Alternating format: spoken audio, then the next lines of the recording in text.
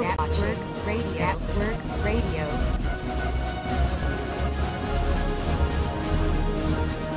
Live from the Media Broadcasting Center.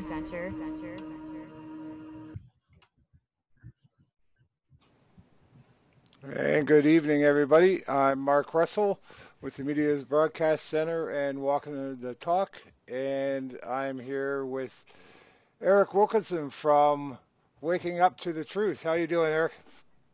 Doing good. Just kind of trying to absorb this new information that we've received from what occurred in Ukraine, what appears to be some sort of bomb. It's been said that it may be a bomb, it might be a Moab, might be a tactical nuke. We're still sorting out exactly what it is. Absolutely. And I thought it was, me and you've been discussing this kind of early this morning, late last night, whichever way you want to classify it. And then we discussed it through the day, and I thought it was important that we kind of just put this little message out, fill some people in. And why don't we just give this a bit of a run here so that people can see what we're actually talking about first, and then we'll come back and give it a little bit of a chat. Okay.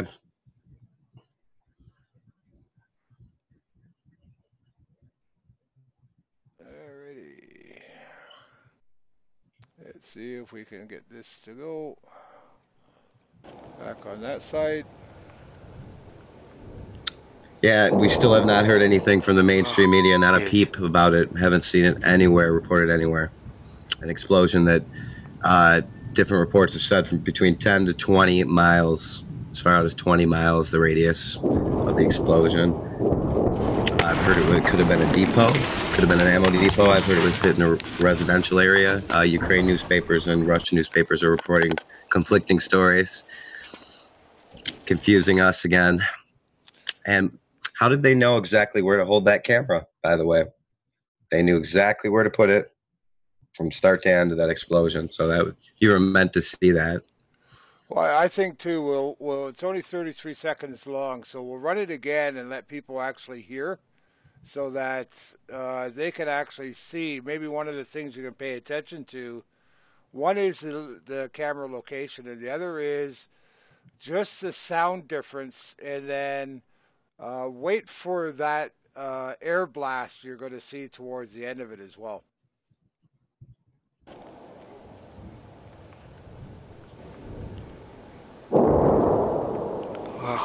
Охуеть.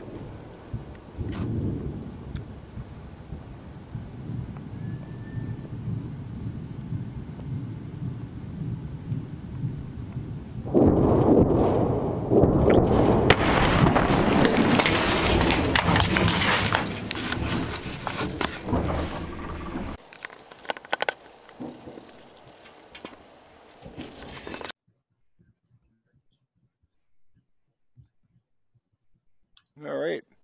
So, like for me, out of the two things that I picked up out of that is one, it was obviously quite a distance away.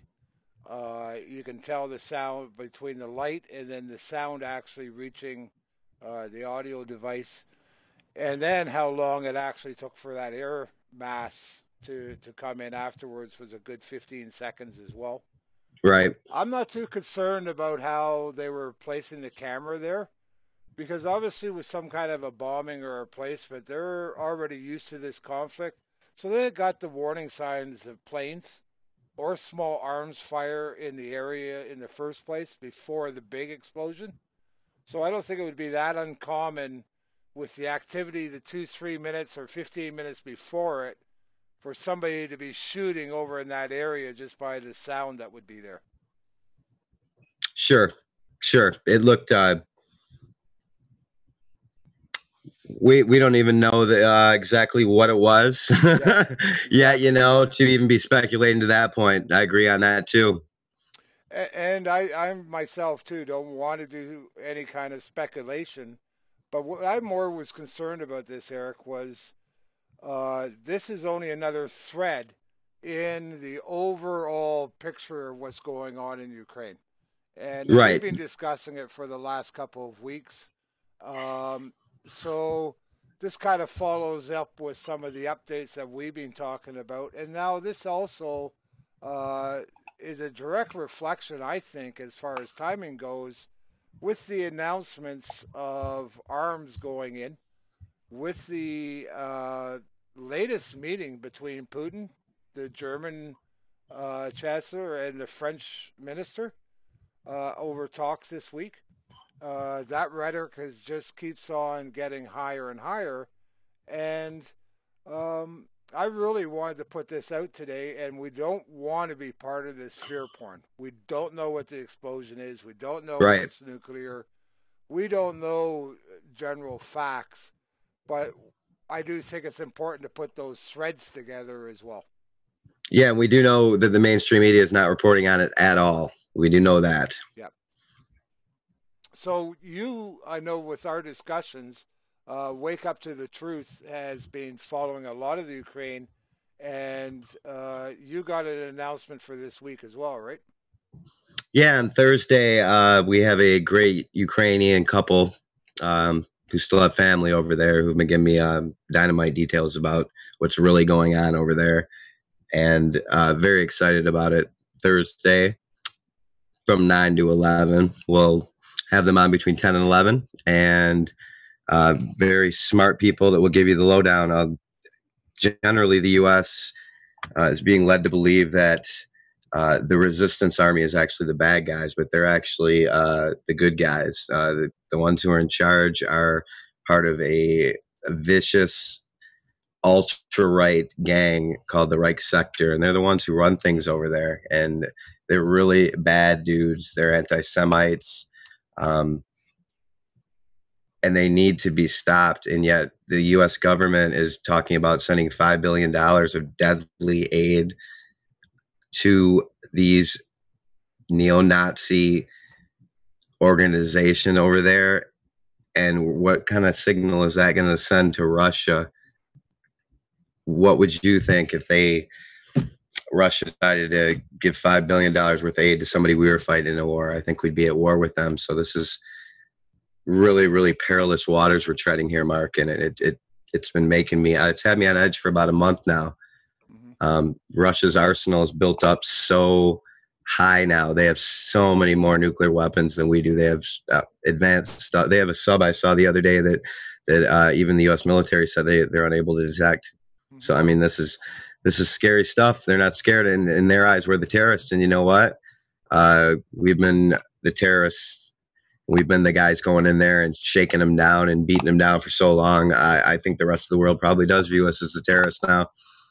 I wouldn't doubt that either. And where I'm coming from with things as well is just a matter of this whole wake up attitude about the actual truth of what's going on, and that the media, you really have to start sharing this alternative media around, because mainstream isn't reporting on it, and anything they do report on it, you can't believe what they say anyway. But with that whole tie between now our prime minister, who's been in bed with Obama and the Vatican, and basically has really turned Canada into a dictatorship with the last two fraudulent elections. It's nice little quiet Canada, but it's starting to get not so quiet at all. And what they say about shaking a sleeping bear, and Canada may be in winter, but I think a lot of bears are starting to get woken up with Harper's last announcement of $14.8 billion in new arms deals over the next 10 years. Canada has never had that type of reputation throughout all of its histories. To become a supplier of weapons is the Americans' job. They were well over $29 billion last year in arms. So I think a lot of things are coming to fruition, and I think all these pieces of threads people have to pay attention to between Germany now. Also, one of the big articles that I was reading today and in some of our research, this also comes down to the whole European Union, where America has been setting out policies all around the world. And this is why it's looking to be so influenced as being the terrorists of the world, because they're actually right now trying to overthrow about 8 different governments and control another whole continent. And they either do it through war or economics or fear. So this whole Germany coming back and demanding its gold return from U.S., which it has failed to do, and has even failed inspections. France going on the side of basically turning around and going, that's enough of the American, after the false flag in France was so hammerly put down within an hour. So they've gotten caught and are now turning. So I find it very interesting that during this late last week, that now we have those two parties talking directly with Russia, because the U.S., of course, has been trying to demand that the EU upsteps its sanctions and the rest of it. And then coming out of the Russian side is, you know what, we're tired of funding the people that are going to come after us. We're going to cut off all energy to Europe, which they supply 65% or better. And you know what, we're going to default on the loans to the U.S., which they hold an awful lot of U.S. currency. So Right. that is going to step things up into a whole lot of matchsticks that are starting to come into the same pot. Absolutely. I mean, Ukraine plays such a central role since Russia generates much of its wealth by selling gas and oil to Europe using pipelines that run directly through Ukraine. So this is the tug of war that's going on for that oil pipeline. Of course, it always comes down to some sort of money. I mean, there's millions. There's literally millions displaced right now in Ukraine from the fighting, and we see like a brief blurb on the news about 5 terrorists killed or something, and they that's it. They don't say what's going on really over there. Just people they're dying left and right. It's horrible, and Putin is actually being reserved and not. I mean, if he really wanted to put it on Ukraine, there's really nothing they could do, and he's being reserved to try to save lives. Have you noticed this? I mean, he really has. He's been trying to keep the bloodshed to a minimum. He's actually had all the provocation for the last 2 years. Sure. To do an awful lot of different action, and he's taken the absolute, in my view, the diplomatic route in trying to form different alliances, trying to form the economical system that's going to save the harm to his people and to as many as possible, with setting up the BRIC and setting up banking institutions, starting to set up their own gold exchange, starting to set up their other tangible resource trade between South America and China. These are all, to me, very solid, tangible, peaceful manners in order to come to solutions about your problems of a heavy-handed thug that is in 143 countries around the world, has spends 25 times more than all the nations put together on their war machine. Absolutely. This all happened. The turning point came in 2014 when they were protesting the Capitol, and there were snipers. They killed 20-some people. They killed protesters and police. And then the leaked phone call about the U.S. intelligence sources confirming that they were the ones responsible for putting in these secretive neo-Nazi military people to attack. And the way it went down is it was covered up again. But the call was between Estonia's Minister of Foreign Affairs, Urmas Paet, and Catherine Ashton, who was at the time the Minister of Foreign Affairs. So, European official was Catherine Austin, and the Foreign Affairs. Anyway, regardless of that, they had a phone call that said that they were hired by us to overthrow the Ukrainian government. And that was the end. That was the end. Yanukovych took off. He was scared for his life, of course. And, of course, Parliament under pressure from the demonstrators. They voted him out of office while he was gone. Overthrow of the elected government was completed, and you have what we have now is a neo-Nazi organization in there who are super evil, and they are trying to crawl up Russia's butt. And make no mistake, Ukraine has a lot of deadly weapons too. And these are basically puppets of the CIA again, which is of course not a foreign story over the last 40 years. No. So I know we have limited time tonight. It's just kind of wanting to get this message out here.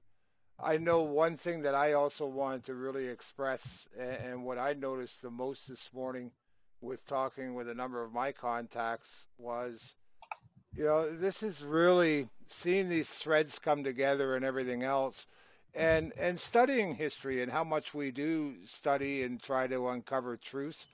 We see all these back channels at the beginning and the creation of the Second World War, the creation of Hitler, through the First World War, what started that, what started the French Revolution. I'm really noticing the same tangibles, behaviors, the same human condition, the same military and posturing, and all these other behaviors that, in a year, 2 years, 6 months, 3 months, you've got an out-and-out war. And these are the times where you're going to look back 5 years later and go, why wasn't somebody doing something? Why didn't somebody see this? All these little steps that led up to an actual conflict.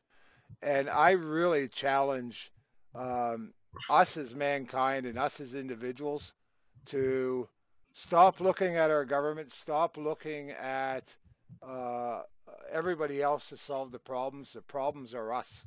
The problems are our human condition. It's up to each one of us to look in the mirror and stop participating in this. And that collectively, but it only happens collectively when we do it ourselves first. And this is, if we don't want a total repeat of history again, and it's repeated itself how many times over the last 1,000 years, and we have to change our human condition if we're going to change our actual physical condition on this planet. I'm really looking forward to the show on Thursday, Eric. Any closing thoughts? Most Americans are just sitting back and they don't believe that they should even be concerned about any of this whatsoever. Most Americans simply assume that a full-scale nuclear war is virtually impossible in their heads. But the truth is that a successful first strike against the U.S., it's more possible today than it has ever been. Hopefully the American people will wake up to this reality before it's too late. That's all I got for tonight. Great. Cheers, brother. I appreciate you coming on. And, cheers. Thanks for sharing the message, and I'm really looking forward to Thursday night's show. Blessings. Peace.